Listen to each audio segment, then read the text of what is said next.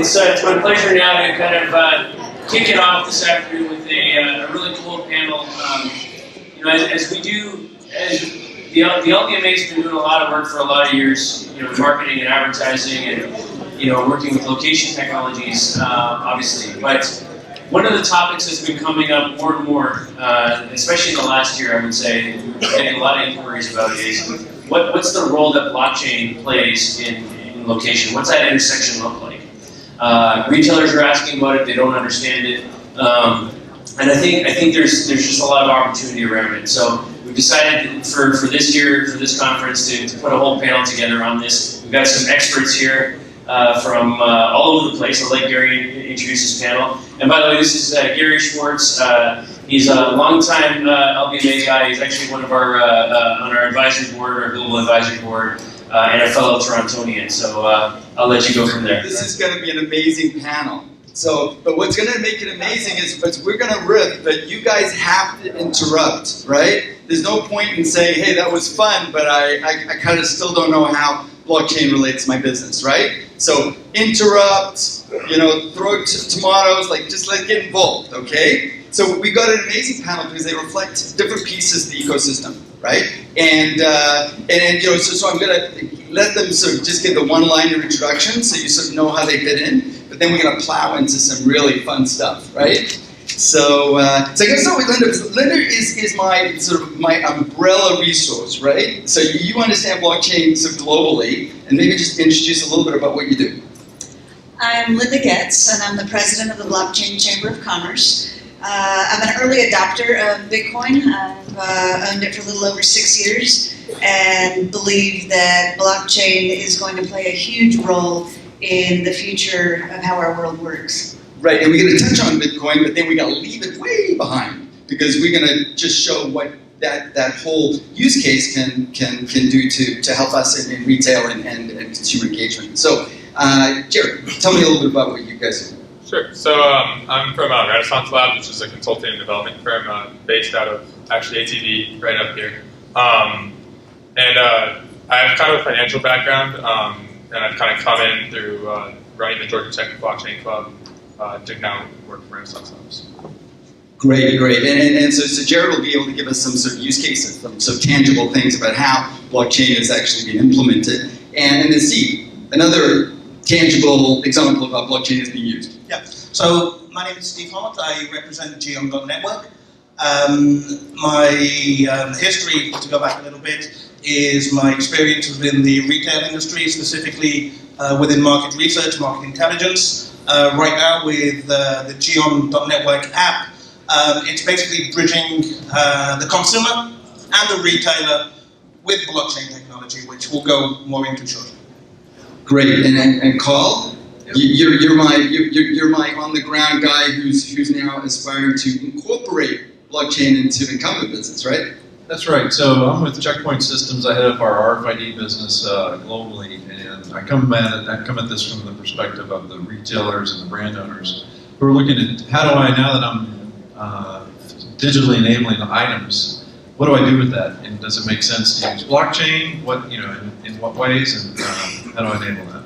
Great. Well, thanks, guys. And I'm Gary Schwartz. I was briefly introduced, but I run tech companies globally in various verticals. I actually came from a MarTech, ad tech background, but I run now a blockchain accelerator called Pegasus FinTech, and we work with companies globally in accelerated use cases. So this panel will in no way evangelize blockchain as the killer app for everybody's business. The one thing from a thesis perspective I want you to take away is that there are many reasons why you should not be using the blockchain. There are a lot of use cases out there that don't need the blockchain. So we're going to be talking about the blockchain, but we're also going to be talking about what things don't really reside in the blockchain, and so you kind of know what blockchain is and what you should aspire, to use blockchain for. So what I thought would be helpful is not to give a blockchain one-on-one, but just give a sense of where blockchain came from, so you can have a better understanding of where blockchain's going, right? So I want to start sort of here, which is sort of the angst of the 90s going into this wonderful century that we're in. That that sort of cast doubt into institutions that we trust, right? So, you know, there were the crypto bugs that came out of the cypherpunks of the 90s. And the cypherpunks of the 90s, as you probably know by watching all those wonderful documentaries, try to solve something around banking. They wanted to say, hey, can we create a currency that doesn't need a bank, doesn't need a custodian, right? And it came out of this whole angst of, well, do we really trust the authorities that manage the banks, the governments, right? And so you had Snowden and WikiLeaks, and then of course you had the bank debacle,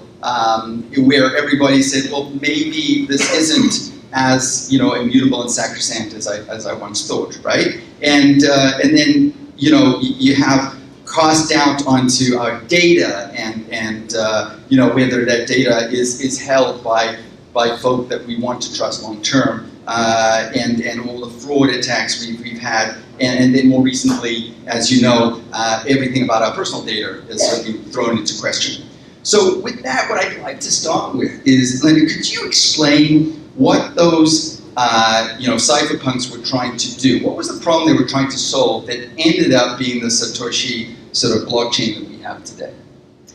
Yeah, the 2008 white paper that came out for Bitcoin was what most people perceive as the launch of blockchain. But Bitcoin and blockchain are not the same thing. So I'm gonna use an example to kind of explain a little bit about blockchain. Did everyone go to school? Can I raise your hand if you went to school? Okay. Did everyone eat lunch at school? Okay, so hopefully you can understand the example that I'm going to use, because I know there's a lot of people that go like, oh my God, blockchain is so freaking complicated. It's really not. It solved a problem, and double spending was the problem that it solved.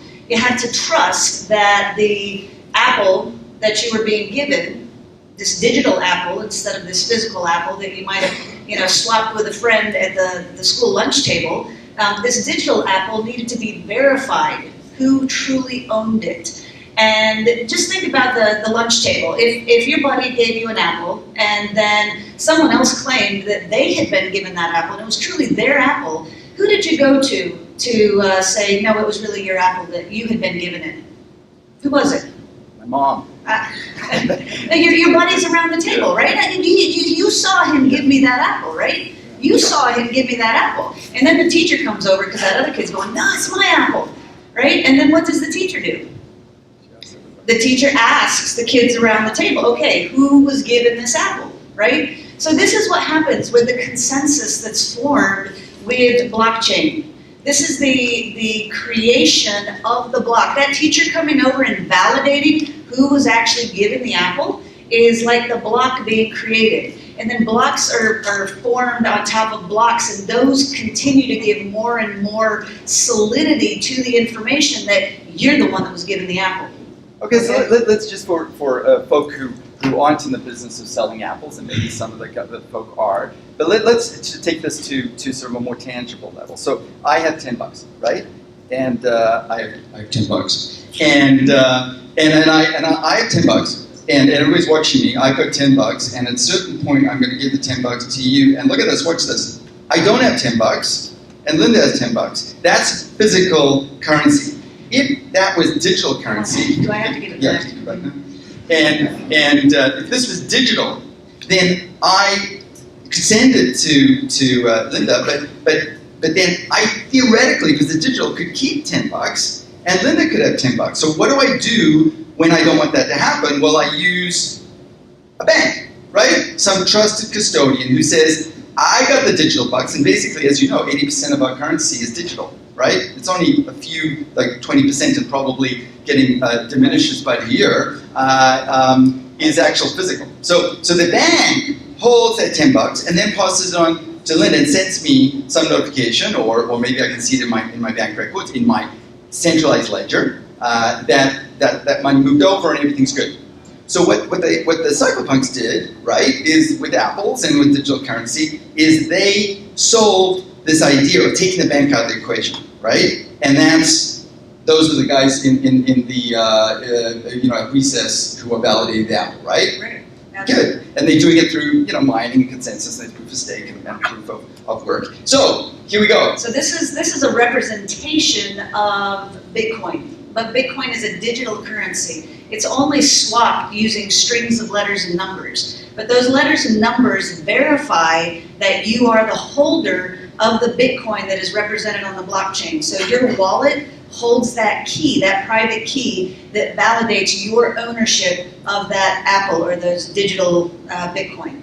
So there's a lot of detail that we could go into. Let's not go into the weeds, because I think the ultimately we could, at the end, we can give some resources. We can talk about how things are hashed and how you actually mine for consensus. But I think the big idea is we're in the business of moving apples. We're in the business of moving dollars, and we're in the business of moving tokens, right? And I see that one didn't move in my direction, so I'm going to. So that's the principle we're going to work with. There is this thing called the distributed ledger, and there is such a thing as distributed ledger technology. We're going to be talking about that on this panel and work out how that's relevant or not relevant to your life. Okay? So here we have the double span solved. Now I'm going to shoot over to Carl, actually. And I'm going to say, Carl, you're in the business of RFIDs, right? Correct. Tell me a situation where you potentially have, apples that you're moving around that are being tracked in some way through these sensors. Where would you ever, have a situation where potentially you could see a blockchain being relevant? Sure. So I'll give you one example, and as everybody knows, what's occurring with RFID now is it's being applied at source. So when goods are manufactured, an RFID tag is being put on that product, and that's helping from the beginning of the supply chain all the way through to the point where a customer leaves the store. It gives them visibility of that merchandise, allows you to correct inaccuracies that exist now throughout the supply chain. They actually usually start manufacturing and continue to amplify through the supply chain. The graphic that we see up here is very similar to what a lot of brand owners and retailers have now, with the exception that instead of blockchain, they have a centralized solution. I heard Macy's in the room, and they're driving a lot of this with RFID. So their brand partners have been tagging for them so that they can have accurate inventory at their stores. Prior to RFID, they would have had 60-70% inventory accuracy. With RFID in those same departments, they have mid-90s and better. So that changes the dynamics, hugely. We've had a lot of folks in here talking about, location and driving footfall and so on. Well, if you drive somebody to your store to get a certain item and you thought you had it but you don't, you can imagine the disappointment factor that customer is going to experience. So, one potential for taking this out of a closed loop and making it part of blockchain would be where I can share inventory across multiple channels to market. So take Nike, for example, who's also starting to source tag with RFID and just sort of starting to make that public. Let's say you go to a Macy's store and the shoe you're looking for is not there. Well, what if you could then buy that shoe at the Nike store down the road or down the mall? So you go over here to Lenox Square, there's an inline store for Nike, and there's also a Macy's store, so go ahead and complete the purchase, but walk down the end of the mall and pick it up. Well, how do you resolve that transaction? Ideally, there's some kind of relationship that's between Nike and Macy's in that scenario. It doesn't have to be closed loop because Nike wants to leverage all their channels to market. So they want their inventory across their supply chain to be visible no matter who actually holds it. So Carl, I have a question. Okay, so we have this wonderful graphic, which sounds like, wow, blockchain's it, right? Yep. So see, you're basically in the business of providing that data up, right, from these various touch points. Yep. Right now, that scenario, you could be running that with Amazon Go with a centralized body. You don't need to have a decentralized architecture in order to solve for that problem. So right now, in most cases, you don't have a decentralized model. You're throwing it up into some database, and the database is buying some sort of PCI compliant firewall, something like that to protect it. Yep. And so you're good. You're highlighted the question. This is exactly where retailers and brand owners are. So they're trying to figure out, what do I do now? I was with them, a bunch of them yesterday at the Auburn University RFID lab close by, and that's the question of the day. Is okay, we're doing all this. You know, item level serialization is critical for making the data integrity that's needed for blockchain to work when you're talking about merchandise.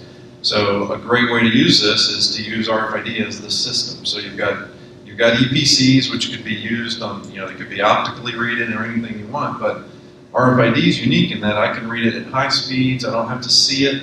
So I can have a box of 1,000 things humming along a conveyor belt somewhere in a consolidation point in China, and I can read all those, and then I know now, here's where they are before they get on the Maersk boat. You know, and then when they land in Long Beach, Right. you know, I see them again. So imagine being able to sell that item before it gets to the Macy's store here in Atlanta.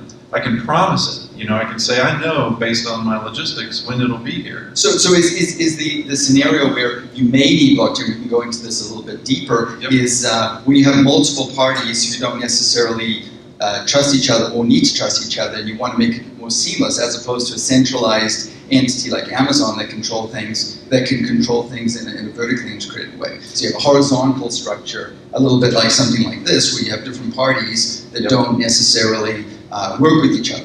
That's the way it looks today. Okay, Yep. so let me pass this on to Jared. So Jared, you're in the business of coming up with blockchain solutions, and I know that you're working on one now that we're going to go into in a second. But before we do that, tell me how in this world right now that we're in, say pre-blockchain conversation, if you have multiple parties, they can still work with each other, right? You can have some centralized solution, and maybe you could maybe touch on, and Linda maybe touch on this as well, is there are solutions which aren't consensus-based blockchain but are private. For example, if IBM came in the room and said, hey, we have a solution for you, and we'll take these parties, these various players, and we'll make them nodes, and they'll basically validate each other along the way. You don't need a public blockchain for that. It's private. It's not even a blockchain, really. They call it a blockchain, but it's not. So tell me how you would approach something like this, and where would be the point where you'd say a public blockchain is necessary? Yeah, absolutely. So I think when you look at and this is a pretty common supply chain model, and I think all of us recognize that. When you see something like this, it's the interconnected trust that the blockchain is going to seek to intermediate and cut out. So I think, along the way, so maybe IBM is the one that runs, or at least sets up, that's kind of their hyper solution, is they'll set up this this conceptual blockchain that everyone shares data across. The point of failure that you run into is that the trust within this system comes from across parties, and the intermediation of any kind of conflict is still going to take place in the public domain, in the legal domain. And at that point, you're kind of back to square one. So I think when we talk about solutions moving forward, it's going to be can we programmatically remove these layers of trust, and maybe it's going to be very specific avenues where we can say with RFID chips or some other kind of digital technologies, this did happen, and we can kind of cut out steps along the way that make this kind of supply chain open. So that's an interesting word, and it's used a lot in the blockchain sort of narrative, which is trust, right? And some people use the term trustless, which is interesting, because I always think trust, it's a very expensive thing, right? I trust my bank. Well, do I really trust my bank? Maybe I trust my bank more than putting my hard-earned dollars under my pillow, but it doesn't mean I totally trust my bank. So trust is something that and also I have to pay for it. That bank does stuff for my money, and they charge me all these fees, and I just presume that's the cost of trust. And I'm going to get too steep, but I just want to circle here before I do, is the blockchain then, Jared, is the blockchain about taking out the cost by taking out the cost of trust, so that you just have all these small contracts and there's nobody saying, I got your back. It's all programmatic. Certainly. So within the business use case, there's a lot of different factors to consider. obviously, like you said, we pay a lot for trust, whether it's lawyers, banks, or a variety of other intermediaries. So when we think about setting up blockchain models as replacements, we think very hard about like what kind of things can we incentivize to lower the cost of trust. So it's that cost of trust is still there, and we think it's important to be there because having that economic incentive allows a blockchain to be that trusted source of data moving forward. So a lot of what we do is really thinking about when we model something, how can we replace that source of trust? So let's go here for a second. This is your, go in. Yeah, please. One of the things I've been sitting here thinking about is a huge use case is the transfer of value.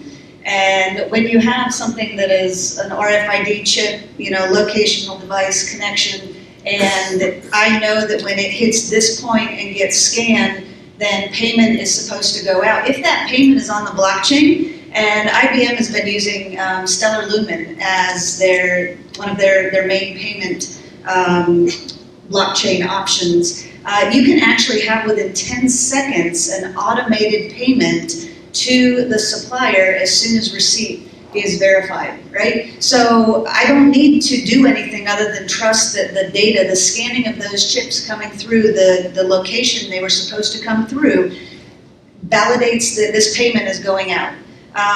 But just so that people don't get, if IBM's coming in and they're using the Hyperledger, which they would be doing, that is a private blockchain. It's not really blockchain technology.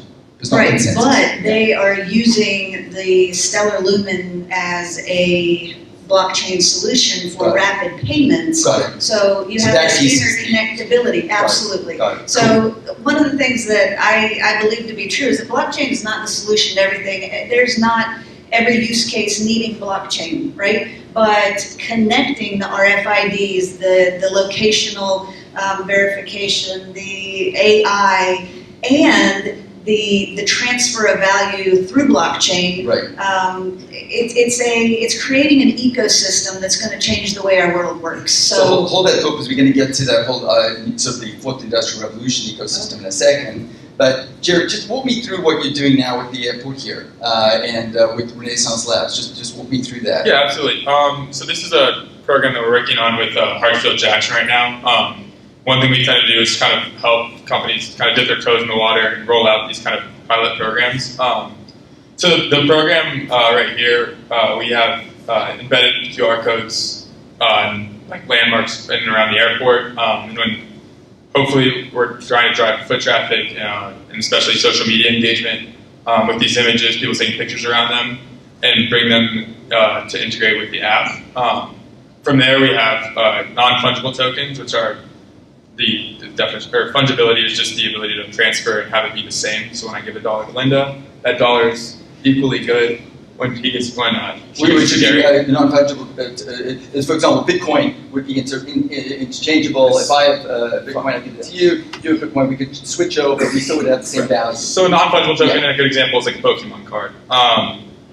When we have these kind of tokens, which we are running on top of a public blockchain, we can drive gamification through proved scarcity. So we just have kind of a scarce asset that we're distributing based on location, based on your engagement, and that kind of true provable scarcity we've seen in a lot of apps has driven. And scarcity is a big thing for you guys to take away from because from this discussion, because scarcity is basically then can turn into sticky loyalties of engagement around that scarce object. You can have scavenger hunts, you can have collectibles within your ecosystem and things like that. So it's a huge use case moving forward, and we're going to talk about that a little bit as well. I'd like to move over to Steve as well to give you a sense of what he's working on as well. So Steve, give me a sense of, we talked about the supply chain side, which is sort of,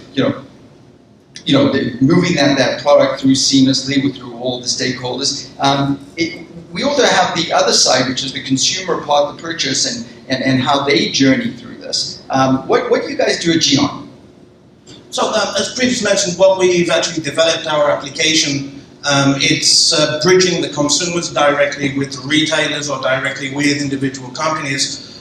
Through our technology, what we allow the retailers or the companies to do is to actually create their own coin and place that in a public space in order so that the consumers can geomine those coins around certain locations in stores, in front of products, through AR. Is this coin a Bitcoin? No, this coin is a geocoin. Okay, so it's a new sort of it's another value. Exactly. They're like loyalty points, or is it? Exactly. So I think that's the best way that we can describe this. This is a modernized digital loyalty program. So if we take the hypothetical situation, for example, that Stephen Shoe's company was to place Stephen Shoe's coins around Atlanta, for example, and then the users, the consumers, would then be walking around Atlanta collecting these coins, minting these coins. They would then be able to go back to StephenShoes.com digitally, to Stephen Shoe's store physically, and redeem the coins that have actually been collected, either for discount codes, for promotions, through partners. And like Gary said, it's about engaging digital loyalty. It's about gamifying the experience, which Jared also mentioned, and bringing some, a certain aspect of modernization directly to mobile commerce when people are actually, walking around. So it's a little bit, I was trying to illustrate what it may be. It's sort of like Pokemon Go meets Foursquare with with the blockchain. So brands and retailers can actually have their own sort of crypto loyalty points. Exactly. So on this slide, which is perfectly describing what Geon has done. Our application is going to be available to download tomorrow through all major iOS and Android Play stores.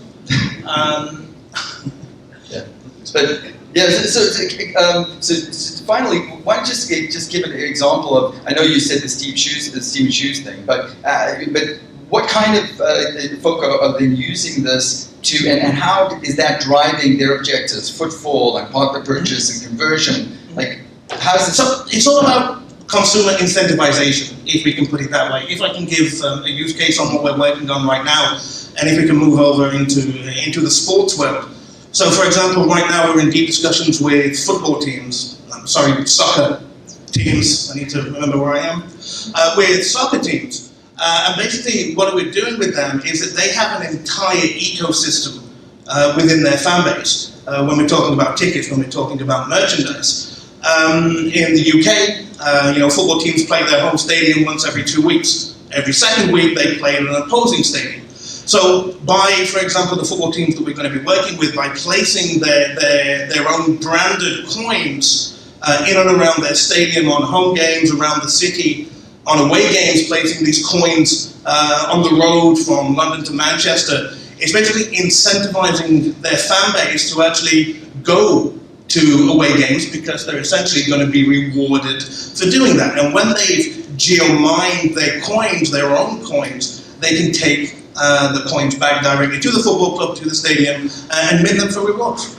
Great. So that's fascinating, and I kind of at some point want to go back to that when we talk about fungible versus non-fungible and collector coins, because I think that's a big one for this audience. But let's talk about this whole thing called blockchain, because I want everybody to understand that the blockchain is not an isolated thing that's going on. It's part of a revolution that we're going through right now. And I just want to backtrack a bit to the good old days where we had all these different industrial revolutions, right?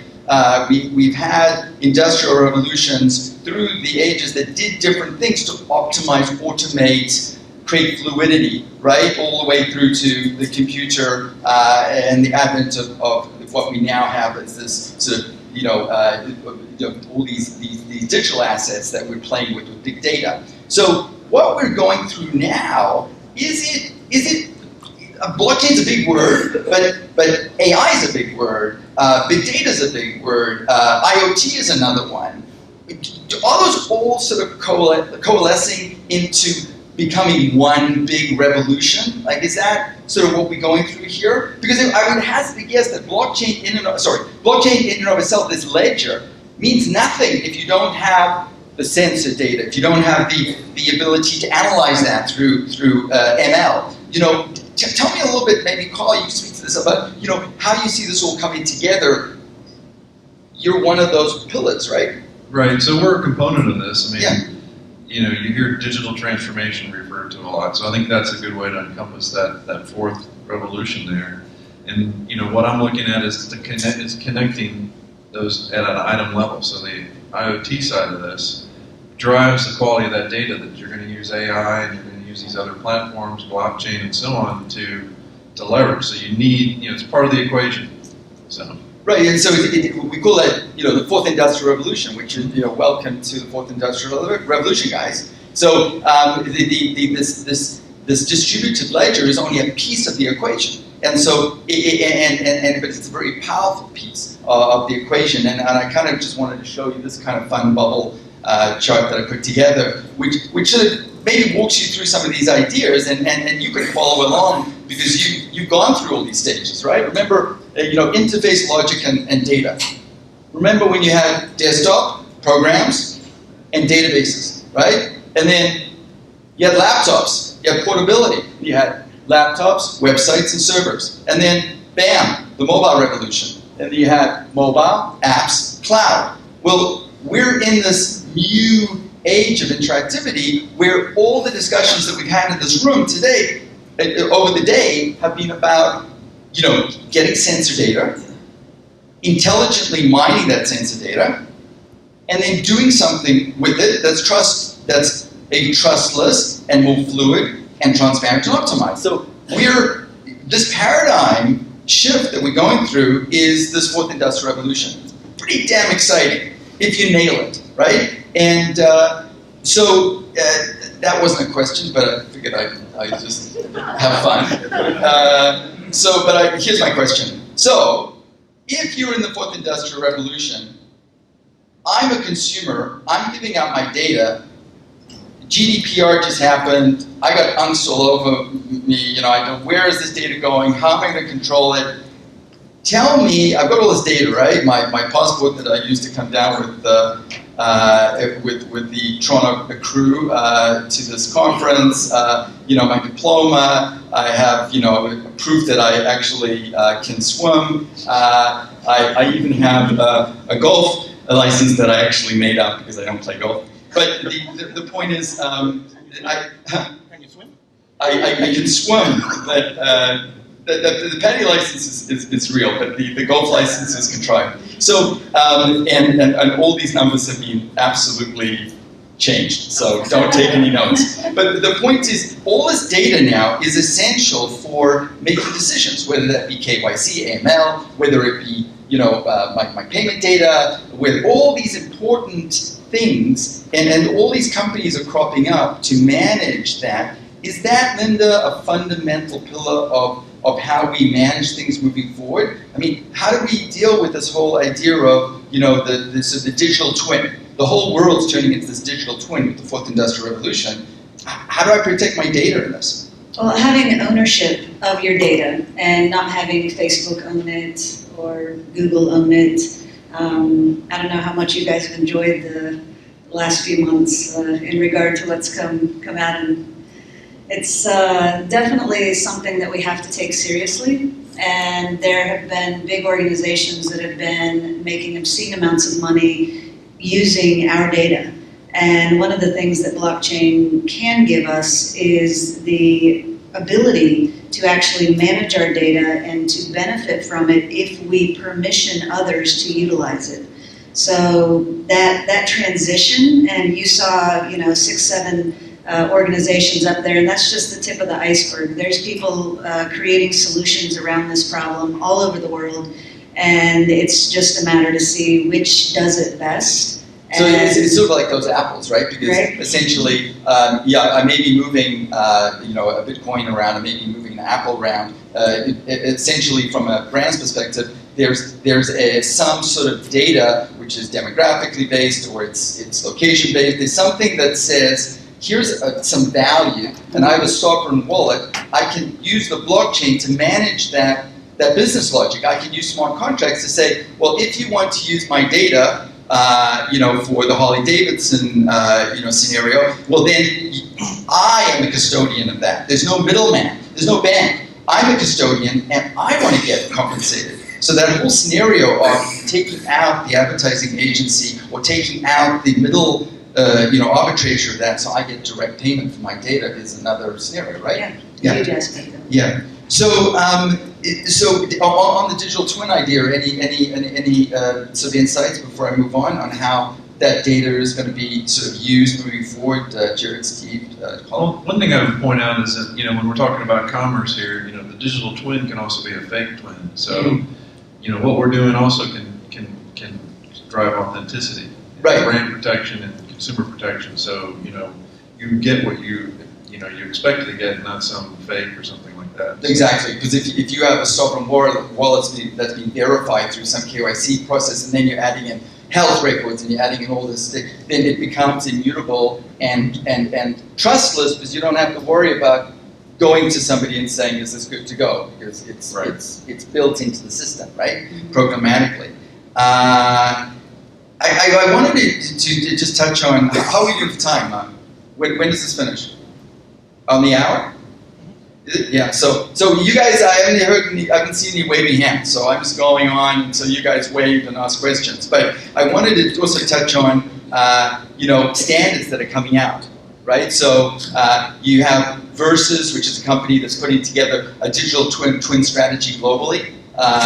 They call it the spatial web, which is, basically saying we're going to create domains that we will use to isolate a location on the X, Y, and Z axis. So they create a digital twin of the whole world, and the same holds for phone is another example of that. So where are we going with this? So we have obviously we have AI. We have all this data coming from IoT devices and RFID tags. We now have this ledger, if we want to use it, which is immutable and transparent and takes out inefficiencies. People get paid immediately. We now have standards coming into place on location to better manage that space and create sort of a new paradigm along the lines of those bubbles, where it's data, IoT, it's AI and blockchain. What's the future? What's going to happen over the next few years? Yeah, I'll start. I would say this is extremely nascent technology. Some of the other technology you talked about, AI being one. The research on that started in the 70s, and yet the power to really transform how we do business hasn't happened until just recently with advances in computing technology. So the scalability aspect, as it comes in, is that's gonna start to kick off some of the changes that people talk about and seem to be illusions of grandeur at this point, maybe. But moving forward, I think, especially for this room, obviously that data capture by these centralized entities has been hugely advantageous in terms of marketing to individuals at the hyper-specific level. So I think the thing to keep your eye on is just if these intermediaries can be replaced, what that kind of future ad marketplace looks like when sovereignty over every individual point of data might be controlled by someone else. Steve, what's the future of consumer interaction? So do you see a world where these tokens can be used as currency, that it replaces loyalty as we know it today? Or is it just a way of reaching crypto bugs, another demographic? No, I wouldn't say it's just focused towards reaching the crypto bugs. We have various different buyer personas that Gion wants to approach. So yes, okay, we're approaching the crypto bugs, as you said, but then by working directly with the retailers on a large scale, obviously, what we want to be doing on the blockchain is obviously increasing their user retention by using our ARR platform. And then for the smaller size businesses, it's all about user acquisition. Gary mentioned in regards to the data protection, we know what's happened on social media before, and also Gary mentioned in regards to removing the marketing agency out of the process, removing the middleman. If we can decentralize that and we can give the power back directly to the companies that want to be a part of a geolocation marketing, like with Geo, for example, or even with Jared, I think that this is the way that things are going to be moving forward. The blockchain in regards to companies moving into the blockchain, it's not an overnight solution. It's not an out-of-the-box solution, so to speak. It's not that You can go to your CEO and say, can I have a budget for marketing? We need to test and we need to prepare on what exactly works for each specific use case. For example, with Steve's shoes, the success benefit that I want to get out of this is to make sure that I can track exactly the supply chain from birth until the product reaches my doorstep. On another scenario, Gary's apples, for example, could be that Linda's apples. Like $10. I gave you my apple. That's an expensive apple. So, for example, Gary's apples, his success case that he wants to be taking out of the blockchain would be protecting their users' data, which would then give the consumer more confidence in actually going and staying with that retailer. Yeah, great. So there's a question. Really great insights so far, guys. Thanks. I just had a quick question with regards to some context, some historical context for the younger people in the audience. And if you look at this was a really awesome picture that you guys have right here with regards to the Logic website app. If you think about it though, all of those things have an underlying compute architecture that enables those capabilities, right? Mm-hmm. When you think about blockchain, right, I see some really interesting parallels. I was never there for this, but I've read it, between decentralization and when the net first came about in 1999, 1998, there would seem to be a lot of freedom and so on and so forth. I'm glad you brought that up. Have you ever listened to an interview with Naval Ravikant? No. Yeah, you got it. Naval Ravikant is a pundit. He's a VC in the Valley, and he talks about the fact that the whole internet with DARPANET as it came out was very flat. It was a little bit like the blockchain. But then you got all these guys coming in because there was no currency behind it and saying, we'll pay for it. So then you got all the data moguls coming in, the Amazons and the Googles, and it went from flat to very centralized. But initially it was. The reason the blockchain is so cool is it has a payment structure. You can't do anything on the blockchain without paying the piper. So it'll stay flat. Sorry, but if you guys, sorry. I didn't know if you finished your question or not. Yeah, all I was saying was, could you just point to the parallel so that, or analogy that we could really grasp? So, for example, having a centralized place is like a really kind of like an awesome thing because there's someone responsible that you can point to. Right. There's like someone who's liable. You're going to have to do this. That's who you're pointing to in the coming blockchain-centric world. Or is the Japanese too? You're gonna have to be taking personal responsibility for your own data. You're gonna have to take personal responsibility for your private keys. You're gonna have to understand the value of your data and understand that you are the one responsible to protect it. And this is something that I don't know that our society is ready to do yet.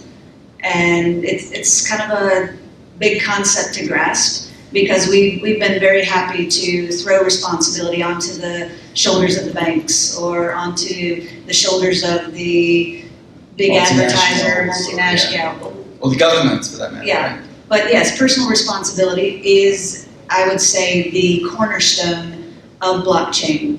And as we begin to be willing to accept it, we're going to be able to also reap the benefits of it. Exactly. Well said.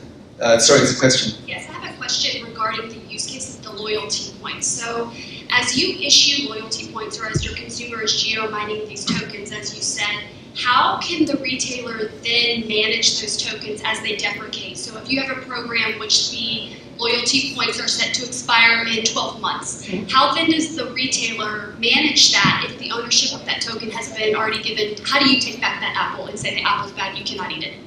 So what's happening now with in regards to collecting the tokens, mining the tokens, and redeeming, so to speak, the custom coins in store, is that the companies themselves, the retailers, they're directly responsible for their own marketing actions. So in a way, like I said before, it's cutting out the middleman. Now, when you are placing coins, when the companies are actually placing the coins in physical places, there's certain actions that need to be done by the consumer. So if I can compare this to Pokemon Go, like with what Gary said, so with Pokemon Go, you would basically just walk straight up to the Pokemon would go in your wallet. Now, what we're doing is that when you walk up to the Steven Shoes coin, so to speak, the user has to fulfill an action that the company has set. So it could be, for example, you have to geomine this coin within 5, 10, 15, 20 meters of where the coin's been dropped, or you have to visit the social media pages, you have to enter a password, even redeem a QR code. Now, all of the coins that have been collected would then be redeemed inside of the wallet. Now, depending on the company's marketing strategy, if this said promotion was only going to be a duration of, let's say, 3 weeks, then obviously they would have to redeem them within inside of that set time frame, and then afterwards, obviously, another marketing campaign would follow. Now, in regards to the passover of expired loyalty coins, this is an area that when the alpha version of our application is launched tomorrow, from tomorrow until our main application is launched in 2.1. This is why we're going to be working directly with the retailers, we're going to be working directly with the companies to find out exactly what is the best successful use case for their specific needs. Well, and I don't want to go too far in the weeds because it's a great opportunity after the panel to take Steve aside and talk about use cases. But the whole idea, I think what we're trying to get to is that multiple opportunities to leverage the blockchain, whether that be, the public blockchain, whether it be private blockchain, whether it be just continuing to use your good old central database. And you have to decide what will drive the most ROI for you moving forward by speaking to folk like this in the room and taking deep dive. Yeah. One last question. Oh, sorry, yeah. No, that's okay, I'm kind of stuck over here. Feeding off the back of that, because the shift of data, because of the awareness that's happening and now the technology platforms that are enabling individual consumers to not only own their data but then to some extent control it, the blockchain is enabling things like authentication, adjudication, secure currency controls.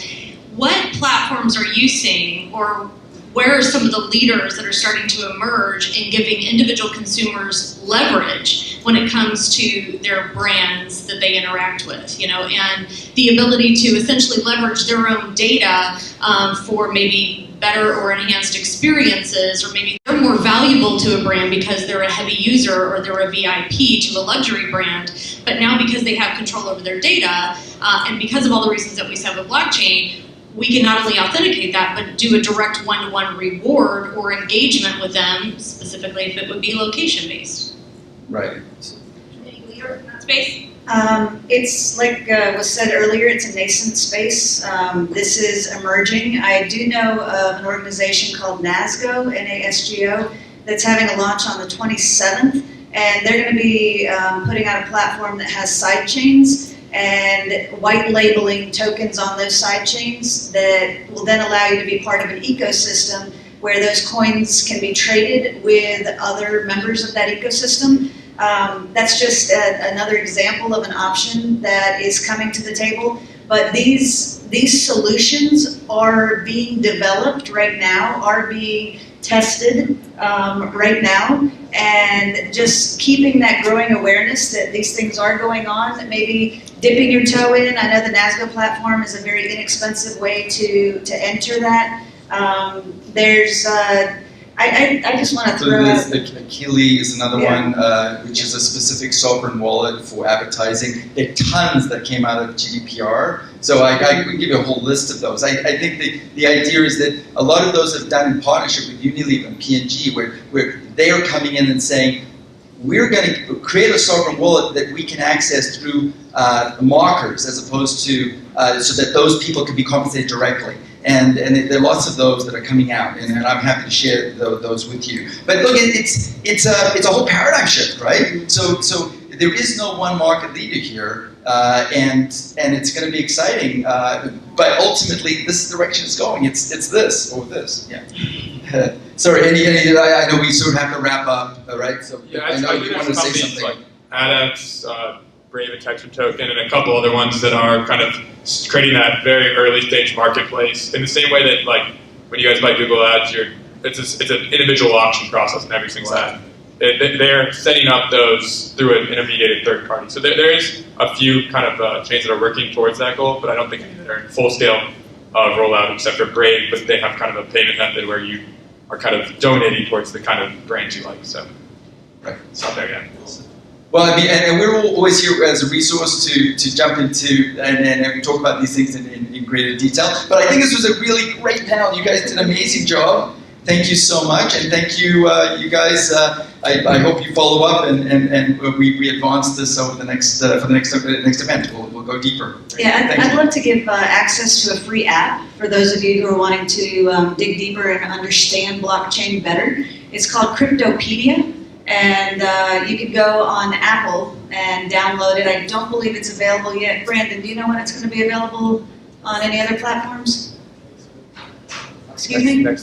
Next week. Okay, fantastic. So you should be able to download it on any platform, and it's a great educational resource if you want to understand blockchain better. Thank you so much, and thanks, guys. It was great. I appreciate your time, and we'll speak about lots of things, I'm sure, in the crowd. So thank you. Thank you.